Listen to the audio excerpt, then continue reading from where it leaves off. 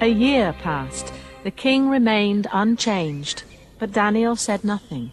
He knew the word of the Lord God was true, and the dream would be fulfilled one day. The stump was your enemies, your majesty.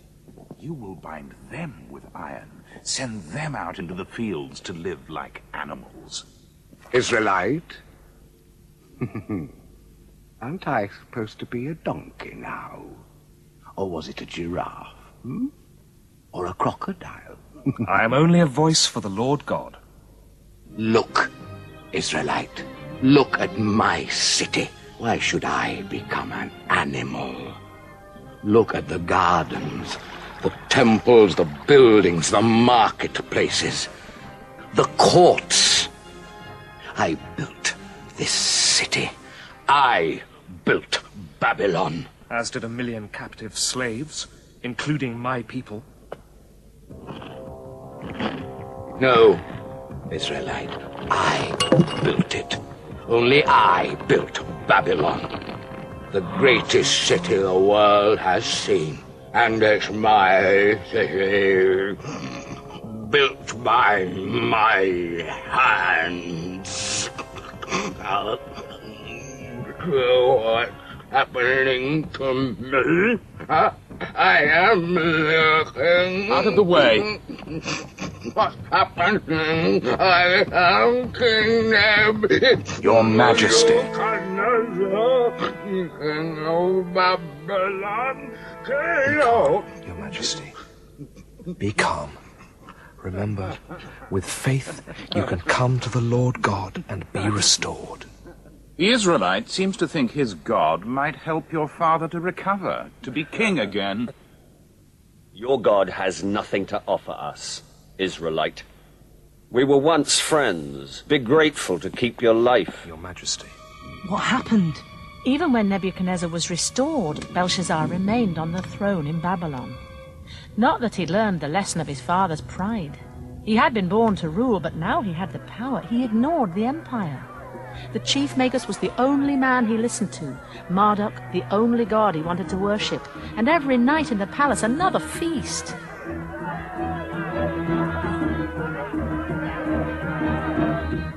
Alone in his rooms, Daniel prayed for guidance. Ignored by the king, how could he help his people now? We must struggle to bring about God's kingdom. We cannot surrender to despair. Proud men.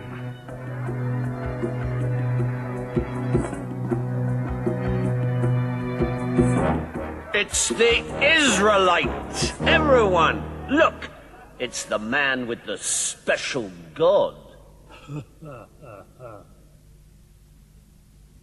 Ashpenaz, why don't you get those cups my father brought back from Jerusalem? Your Majesty, they are holy, sacred. Did you hear me? We've been waiting for you, Israelite. Lord God is waiting for you also. Then we'll drink him a toast out of one of your own cups. Come on, drink with me. Well, if you won't, I'm sure the Lord Marduk will. Give everyone else a drink, Ashpenaz. Lord Marduk, I pledge to you. More! Everyone!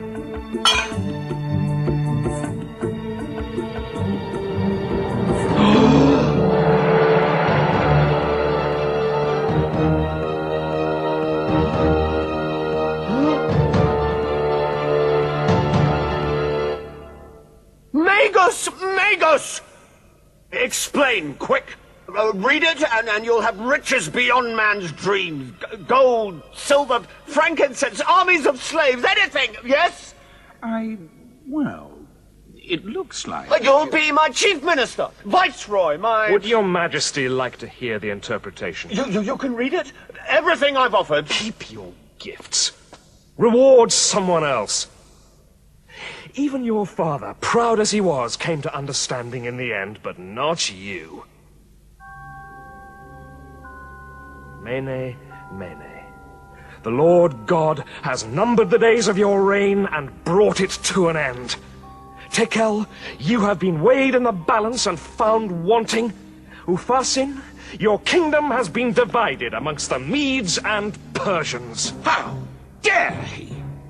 How dare this foreigner insult the king of Babylon in this way? This is our king. And who are you? An Israelite, a hostage. Don't listen to him, your majesty. It's nonsense. Your Majesty, look! Your Majesty! Your Majesty! The Medes are inside the city walls! What should we do? Your Majesty! My sword, my shield. We will fight. Darius, king of the Medes, killed Belshazzar and captured his city. He made it the focus of his new empire, so all those who had been Belshazzar's captives now belonged to Darius.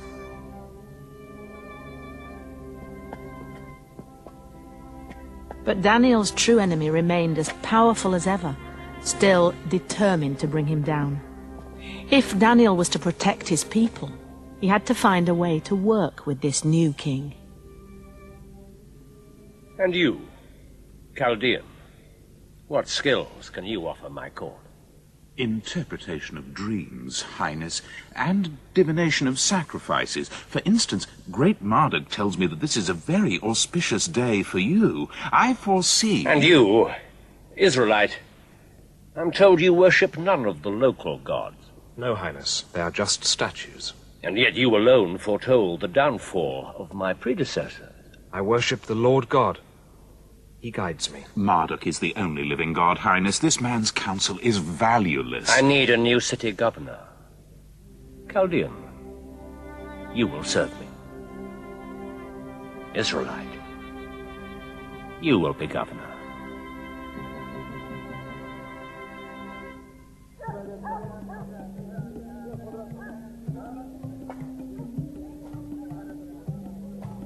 I admire your people, Daniel. And why keep us all hostage, Highness? Why keep us here? Daniel, if I freed the Israelites, this whole empire would collapse. Let one tribe go free, it's the end. And yet you allow us to worship the one true God, who will one day destroy all earthly empires. Worship what you want. I don't care. It's order I want. At least every morning Daniel was able to face Jerusalem and pray to the Lord God.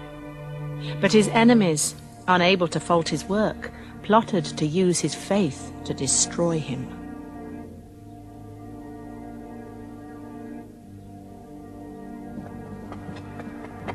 Highness, the sacrifices have spoken. What must I do?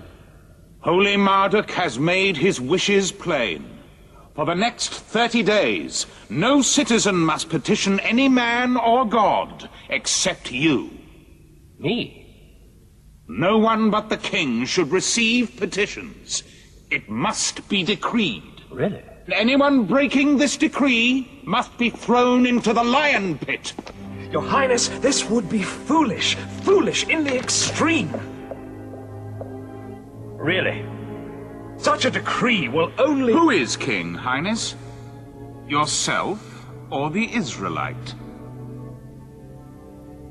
Let this be the law of the Medes and the Persians. For 30 days, make no prayer to any other god except His Highness.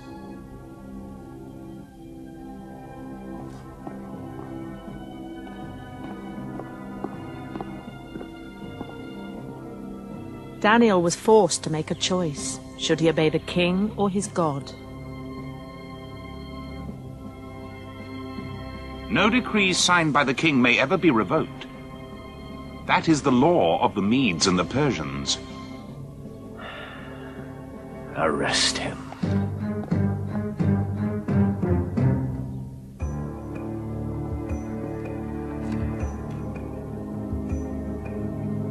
You can still tell me you are not praying. Worship who you want. I was misled. So was I. I misjudged you. Completely.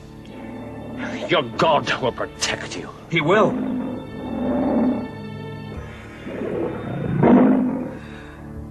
He will.